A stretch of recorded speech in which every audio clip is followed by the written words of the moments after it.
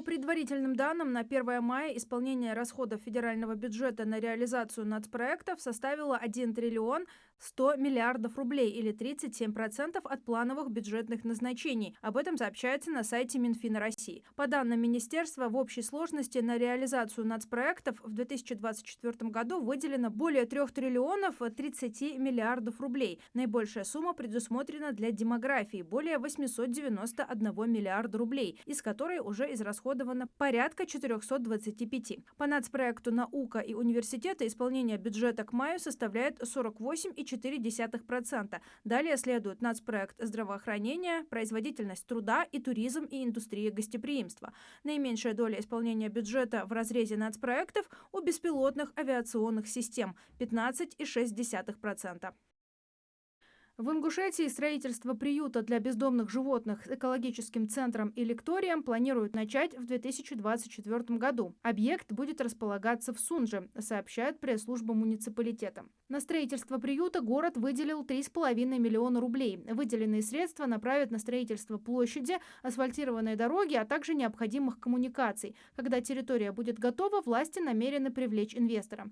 В республике действует закон, согласно которому органы местного самоуправления наделяют отдельными полномочиями по отлову, учету и содержанию бродячих животных, преимущественно собак и кошек. В их компетенцию также входит транспортировка бездомных животных и их осмотр. Для надлежащего исполнения документа необходимо иметь приют для передержки собак и кошек, которых в совокупности насчитывается более 1000.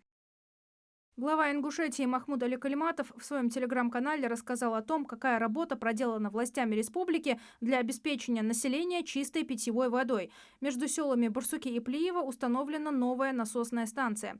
Проблемы, связанные с внутренними водопроводными сетями, включая малую пропускную способность труб и их ветхость, находятся в процессе решения. ГУП «Единый оператор» работает над тем, чтобы в ближайшее время все жители Плиева были полностью обеспечены водой. Также отмечено улучшение водоснабжения в Барсуках и Газиюрте, а в Гейрбек-Юрте проблема водоснабжения решена полностью. В Кантышево, Далаково, Верхних Очелуках и Зязиков-Юрте проведена замена труб и обновление водопроводных сетей. Российские школьники и в следующих учебных годах смогут пересдать 1 ЕГЭ по одному из предметов, сообщил РИА Новости глава Рособорнадзора Анзор Музаев. Это уже поручение президента. Это право появилось, и в юриспруденции не принимают законы, которые ущемляют, сказал Музаев, согласившись, что пересдача ЕГЭ 2024 не единоразовая акция. Ранее Минпросвещение и Рособорнадзор опубликовали проект приказа нового расписания ЕГЭ 2024, где учтена возможность пересдачи одного предмета в год сдачи экзамена, и согласно которому дополнительные даты проведения ЕГЭ назначены на 4 и 5 июля. Основной период ЕГЭ этого года пройдет с 23 мая по 5 июля.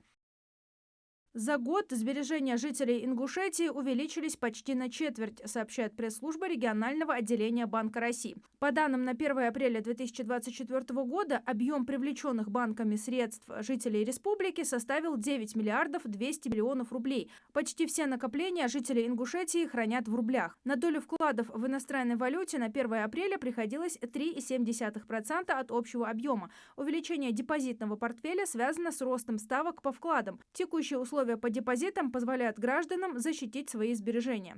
Развитию данной тенденции помогает и тот факт, что эти средства застрахованы государством в размере до 1 миллиона 400 тысяч рублей. С 1 июля многодетные родители, члены таких семей старше 18 лет, пенсионеры, инвалиды, ветераны боевых действий, а также члены семей погибших или умерших инвалидов и участников Великой Отечественной войны и ветеранов боевых действий смогут оплачивать жилищно-коммунальные услуги, а также пени за неполные и несвоевременные платежи без комиссии, которую взимают отдельные банки. Перечисленные категории полностью освобождены от комиссионных сборов, которые составляют 1,3% от ежемесячного платежа. Распоряжение подписано и подготовлено для реализации новых форм жилищного кодекса, которые были приняты по указанию президента России Владимира Путина.